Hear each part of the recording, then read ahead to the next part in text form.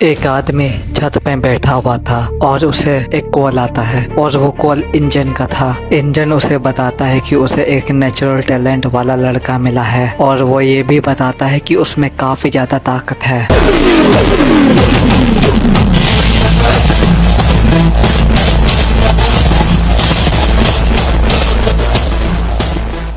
उसके बाद हमें देखने को मिलता है कि रूडो का इलाज हो रहा था। उसका इलाज एक टकला आदमी कर रहा था और बगल में इंजन उस आदमी से रूडो के गैंग में शामिल होने की बात कर रहा था। फिर तभी रूडो उससे कहता है कि हे, मैंने ये कभी नहीं कहा था कि मैं तुम्हारी इस अजीब गैंग में शामिल होऊंगा। फिर वो डॉक्टर उससे कहता है, तुम्हारी किस्मत अच्छी थी बच्चे कि तुम नॉमैंड लैंड से बच गए। अगर तुम वहाँ पे और थोड़ी देर सांस लेते तो तुम मर सकते थे। ये तो भला था इस इंसान का कि जो इसने तुम्हें बचा लिया। तुम्हें इसका शुक्रगुजार होना चाहिए। और कुछ देर बाद रूडो का ट्रीटमेंट कंप्लीट हो जाता है और इंजन उसका पैसा देके उसे अपने साथ ले जाता है। फिर रूडो उससे थैंक यू कहता है। फिर वो उससे ये भी कहता है कि देखो, मुझे बस जानकारी चाहिए, मेरे पास तुम्हारे इस गैंग में शामिल होने के लिए समय नहीं है। फिर इंजन उससे कहता है, तुम्हें तो पता चल ही गया होगा कि यहाँ के लोग स्प्राइट के बारे में क्या सोचते हैं। तुम ये बात किसी से भी पूछ सकते हो, लेकिन अगर ये बात किसी को भी पता चल गई कि तुम एक स्प्राइट हो तो वो लोग तुम्हारा बहुत बुरा हाल करेंगे। और हाँ, यहाँ जानकारी मुफ्त में नहीं मिलती। और वो उसे अपने साथ चलने के लिए बोलता है और फिर इंजन उसे कुछ खिलाने के लिए ले जाता है। और क्योंकि रूडो बहुत ज्यादा भूखा था, वो एकदम भुक्कड़ों जैसा खाना खा रहा था। इंजन कहता है, हाँ ये तो जाहिर सी बात है, तुमने वो कचड़ा खाने के बाद इतनी उल्टी की थी तो तुम्हें इतनी भूख लगना ही था। फिर रूडो कहता है, मुझे लगा था कि यहाँ तो सिर्फ कचड़ा ही होगा, पर नीचे तो पूरा शहर है, लोग हैं और खाने की चीजें भी है और बहुत कुछ है। और फिर वो रूडो से उसका नाम पूछता है तो रूडो जवाब में कहता है कि मेरा नाम रूडो है। और फिर इंजन यहाँ की एक बहुत जरूरी बात बताता है और ये बात ये थे कि यहाँ पे सिर्फ कचरा ही जमा नहीं होता, यहाँ पे इमोशंस भी जमा हो जाते हैं, जिसे हम अनिमा कहते हैं। जो टेस्ट बीस्ट तुमने देखे थे वो इसी एनर्जी का नतीजा है। वो इंसानों को देखते ही हमला कर देते हैं। आमतौर पे तो वो डंप एरिया में ही होते हैं, पर वो कभी कभी शहर तरफ भी आ जाते हैं। और फिर वो कहता है, जैसा मैंने कहा था कि ट्रेस बीस को आम हथियारों से खत्म नहीं किया जा सकता है, उनके कोर अनीमा से बने हैं। तुम्हारे ये ग्लव्स उसे खत्म कर सकते हैं। और फिर वो उसे वाइटल इंस्ट्रूमेंट के बारे में बताता है। वाइटल इंस्ट्रूमेंट कुछ ऐसी चीजें होती है जो चीजें आपने बहुत टाइम से संभाल के रखी हो तो उसमें अनीमा आके बस जाती है और उसमें जान आ जाती है और कुछ पावर्स भी। और ये वाइटल इंस्ट्रूमेंट उन ट्रेस बीस को मारने का काम कर सकती है। और ऐसे बहुत ही कम लोग हैं जो उस वाइटल इंस्ट्रूमेंट की ताकत को बाहर ला सकते हैं। फिर रूडो कहता है, अगर मैं तुम्हारी टीम में शामिल हो जाऊं तो क्या तुम मुझे ऊपर जाने का रास्ता बता दोगे? इंजन कहता है, देखो, अगर मैं सच सच कहूं तो मुझे नहीं पता कि ऊपर कैसे जाते हैं,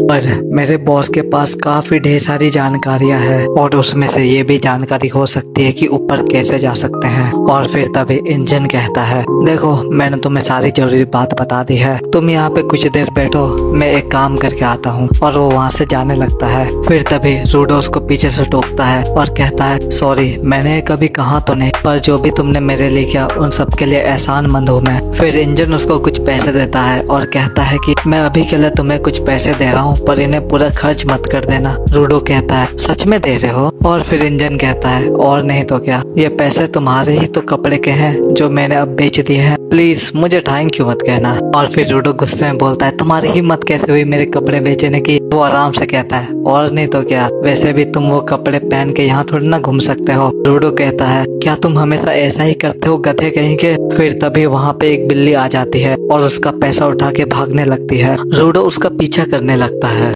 पकड़ मारो जो पकड़।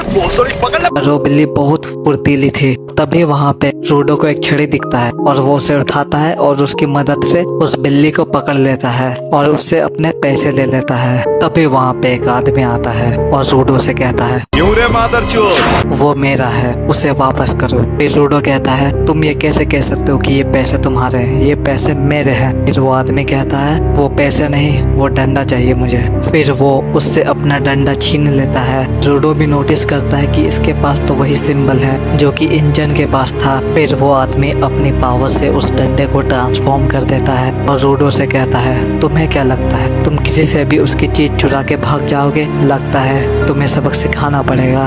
और फिर वो उसके सामने अपना डंडा पटक देता है और फिर रूडो वहीं पे गिर जाता है। फिर वो रूडो से कहता है, अगर किसी का खजाना चुराओ तो उसके नतीजे के लिए भी तैयार रहना चाहिए, समझे हमारे नए टैलेंट हीरो। फिर वो उससे कहता है, इंजन ने मुझे तुम्हारे बारे में सब कुछ बताया था और मेरा नाम जांग कार्निजिको है और मैं तुम्हारा ट्रेनर हूँ। इंजन ने मुझे तुम्हारी ट्रेनिंग के लिए भेजा है। कभी सोचा नहीं था कि मुझे एक मामूली लेसन के साथ शुरू करना पड़ेगा। ये लेसन ये है कि जिंदा रहना है तो कभी भी किसी की चीज नहीं चुरानी चाहिए। और फिर रूडो कहता है, मैं तो बस इससे चोर बिल्ली को पकड़ के अपने पैसे वापस ले रहा था। फिर वो कहता है, लगता है तुम्हारे पिता ने तुम्हें कुछ नहीं सिखाया है। वो मन ही मन में गुस्सा होकर कहता है, इस बेवकूफ को कुछ नहीं पता है और ये अंकल रेक्टो की इंसल्ट कर रहा है। और उसकी आंखें लाल हो जाती है। तभी उसे अंकल रेक्टो की बात याद आती है और वो उसे कह रहे थे कि अगर तुम चाहते हो कि कोई तुम्हारी बात सुने तो तुम्हें पहले अपनी ओर से पहल करना चाहिए। पहले तुम्हें खुद को शांत करके ये सोचना होगा कि सामने वाला क्या सोच रहा होगा। और फिर वो ध्यान से सोचता है, अरे नहीं, इसे लगता है कि मैंने इसकी प्यारी चीज चुराने की कोशिश की है। अगर मेरे कोई ग्लव चुराने की कोशिश करेगा तो मुझे भी तो ऐसा ही लगेगा। और फिर वो उससे कहता है, मैंने ये जानबूझ के नहीं लिया था और ये मुझे बिल्कुल भी नहीं पता था कि ये तुम्हारा खजाना है। और फिर वो उससे माफी मांगता है और फिर वो आदमी शांत हो जाता है और कहता है कि अच्छा तो ये बात है, पर तुमने ये मुझे वापस भी तो कर दिया। देखो मुझे भी माफ कर दो, दरअसल ये खजाना मेरा है ना, मुझे थोड़ा गुस्सा आ गया, सॉरी मैंने तुम्हें डरा दिया। और ये रिस्पॉन्स देख के रूडो थोड़ा चौंक जाता है और मन ही मन सोचता है, आज पहली बार मैंने किसी सिचुएशन को अपने आप से संभाला है। रेक्टो बिल्कुल सही कहता था। फिर वो आदमी कहता है, और तुम क्लीनर्स में शामिल हो रहे हो ना? इससे हमारी मुलाकात गलत तरीके से हुई, पर चलो अब साथ में काम करेंगे। और फिर वो रूडो से पूछता है, तुम्हारा वाइटल इंस्ट्रूमेंट क्या है और तुम उसके साथ क्या कर सकते हो? रूडो कहता है, मेरे ख्याल से एक ग्लव्स है, पर मुझे ये नहीं पता कि मैं इनसे क्या कर सकता हूँ। फिर वो उससे कहता है, वाह ये ग्लव्स तो कमाल के हैं। और फिर वो मन ही मन सोचने लगता है, पता नहीं इसका चेहरा अचानक से इतना अलग कैसे दिखने लगा। वो नोटिस करता है, हाँ इसकी स्माइल। और फिर वो याद करता है कि अंकल रेक्टो भी मुझे स्माइल करने के लिए कहते थे। इसका मतलब क्या एक स्माइल से सच में इतना ज्यादा फर्क पड़ सकता है? और फिर वो बहुत अजीब तरीके से स्माइल करता है।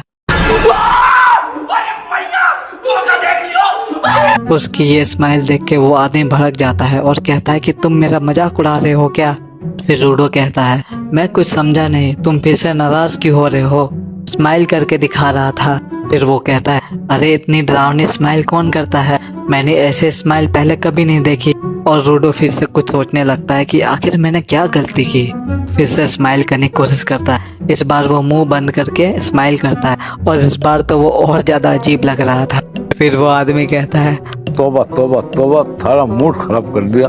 और फिर उन दोनों के बीच बहस चालू हो जाती है। और फिर बहस करते करते वो आदमी कुछ ऐसा बोल देता है कि जिससे रूडो बहुत गुस्सा हो जाता है। वो भी कहता है, तुम बकवास बंद करो अपना आप। फिर वो आदमी कहता है, हाँ मैं समझ गया, तुमसे मिलते ही समझ गया था कि हम दोनों की नहीं जमेगी। और वो अपना हथियार को एक्टिवेट कर देता है। रूडो भी बगल के कूड़ेदान से एक सामान उठाता है और उसकी तरफ पॉइंट करके उसे एक्टिवेट कर देता है और कहता है कि तुमने बिल्कुल सही कहा। फिर वो आदमी कहता है, तुमने तो कहा था कि तुम्हारा वाइटल इंस्ट्रूमेंट वो ग्लव्स है। फिर उसे रियलाइज हो जाता है कि रूडो किसी भी चीज को छू के उसे वाइटल इंस्ट्रूमेंट में बदल सकता है।